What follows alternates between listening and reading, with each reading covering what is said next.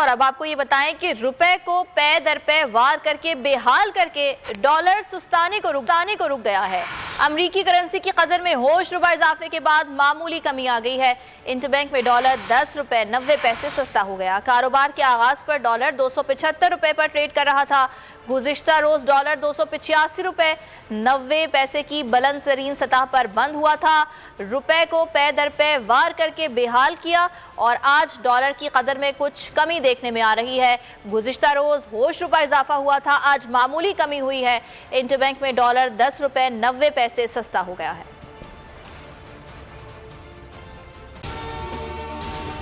अगर आपको ये वीडियो पसंद आई तो लाइक पर क्लिक करें।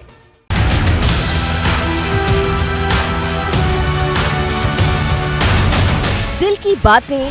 What do you suggest, love or arranged marriages? I don't think one is better necessarily than the other. We don't start with love, we end with love with arranged marriage.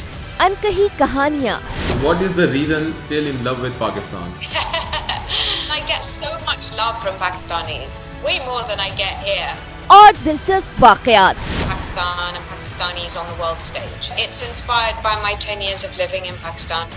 जमाइमा Khan का खुसूसी interview आज शाम 4 बजे सिर्फ बोल news पर। Subscribe करें और bell दबाएं ताकि कोई खबर रह न जाए।